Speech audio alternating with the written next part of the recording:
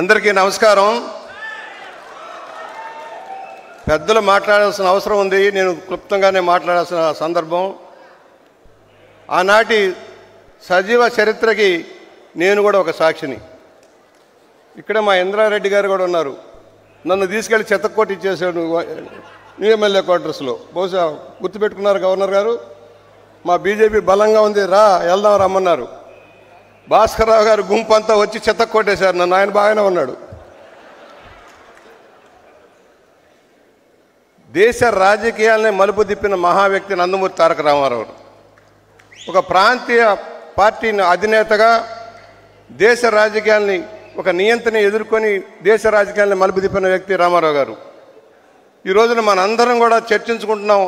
ఒక నటుడిగా కొత్త తరానికి తెలియకపోవచ్చు. అనేక పాత్రల ద్వారా ప్రపంచవ్యాప్తంగా ఏ నాయకుడు లేనని చేయలేనని పాత్రలు ఆయన చేశారు. సాంఘికంగా, జానపదంగా కానీ, పౌరాణికంగా కానీ తెలుగువారి గుండెల్లో శాశ్వతంగా నిలిచిపోయారు. అలాంటి వ్యక్తి పార్టీని ప్రారంభించిన 8 నెలల్లోనే అధికారంలోకి వచ్చి ఏ విధంగా పరిపాలన చేశారో మనం చూసాం.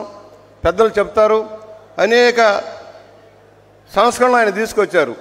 కొత్త తరానికి తెలియదు ఏమి జరుగుతుంది, ఏం జరిగింది, ఆయన నిజమేమిటి, ఏ విధానంలో వెళ్ళారు, నీతివంతమైన పరిపాలన ఎలా ఇచ్చారని మనం చర్చించుకోవాల్సిన సమయం అవసరమవుతుంది. ఆ రోజున జరిగిన సంఘటనలు ఏమిటి? కొంతమందిని ప్రలోభపెట్టి ఆశలు రేకెత్తించి నీతివంతమైన విధానాలకు భిన్నంగా నడవాలి, మీరు సంపాదించుకోవాలి, రండి నా దగ్గరకు రండి అని చెప్పిన వ్యక్తి నాదెండ్ల భాస్కర్రావు గారు. మొదటి రోజు నేను ఇంకా బాబు గారికి కూడా గుర్తు చేస్తా ఉన్నా.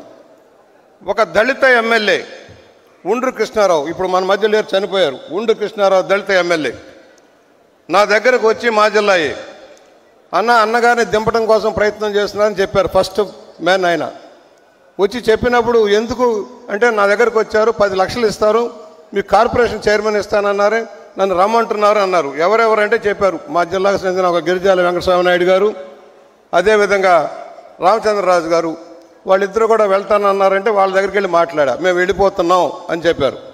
అప్పుడు అన్నగారు ఇంకా రాలే. అప్పుడు బాబు గారు ఉన్నారు.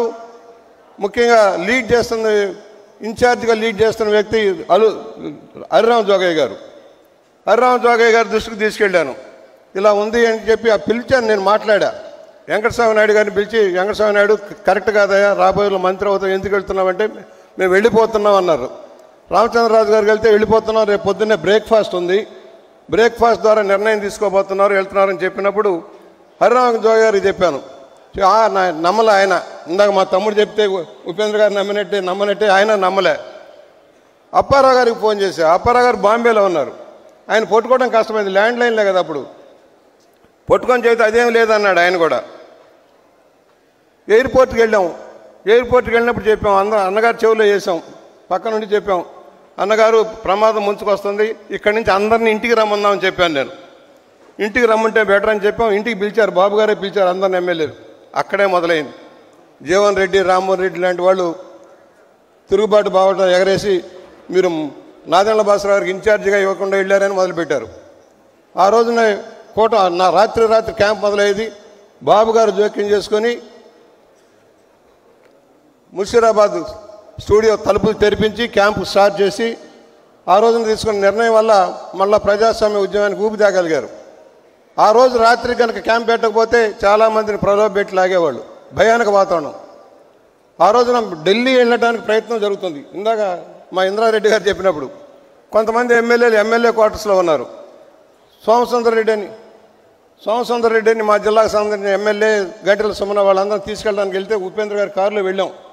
మా ఇంద్రారెడ్డి గారు ఏం చెప్పారంటే, ఇంద్రసేనారెడ్డి గారు మేమున్నాం రానని తీసుకెళ్లారు. మొత్తం దాడి చేశారు మా మీద. ఎమ్మెల్యేలు రాకుండా చేశారు, ఎన్నో ఇబ్బందులు పెట్టారు. ఢిల్లీ వెళ్ళేటప్పుడు విమానాలను అడ్డుకున్నారు, రైళ్లను అడ్డుకున్నారు. ఆఖరికి మైసూరు దశపల్లా హోటల్కి వెళ్తే అక్కడ మమ్మల్ని దాడి చేయడానికి ప్రయత్నం చేశారు. నంది హిల్స్లో దాడి చేశారు. ఇవాళ ఎంతోమంది ప్రజా ఉద్యమం, ప్రజలు ఒక్కసారిగా బయటికి వెల్లువెత్తి వచ్చారు. ఆ ప్రజాస్వామ్య ఉద్యమం ద్వారా మళ్ళీ రామారావు గారు వచ్చి ఒక నియంతకి మొదటిసారిగా ఇందిరాగాంధీని ఎదిరించిన మొదటి వ్యక్తి రామారావు గారు.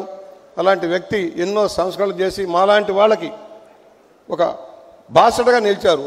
తమ్ముడు అని పిలిస్తే చాలా ఆత్మీయత. ఎవరు కులాలు లేవు, మతాలు లేవు, అందరినీ తమ్ముడు గౌరవంగా మాట్లాడే వ్యక్తి రామారావు గారు.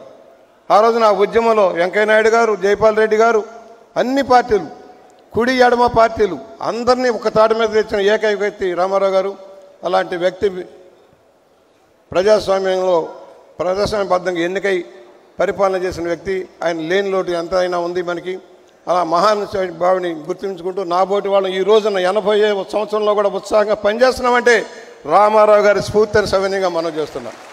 ఆ స్ఫూర్తితోటే చంద్రబాబు గారి నాయకత్వంలో ఈ రోజున ప్రజల కోసం, ప్రజా సంక్షేమం కోసం, రాజకీయం అనేది ప్రజల కోసం, ప్రజా అభివృద్ధి కోసం, రాష్ట్రాల అభివృద్ధి కోసం పనిచేయాలని చెప్పిన ఏకైక వ్యక్తి రామారావు గారు. దాన్ని మనందరం పాటిస్తున్నామని సవినీయంగా మనం చేస్తూ సెలవు.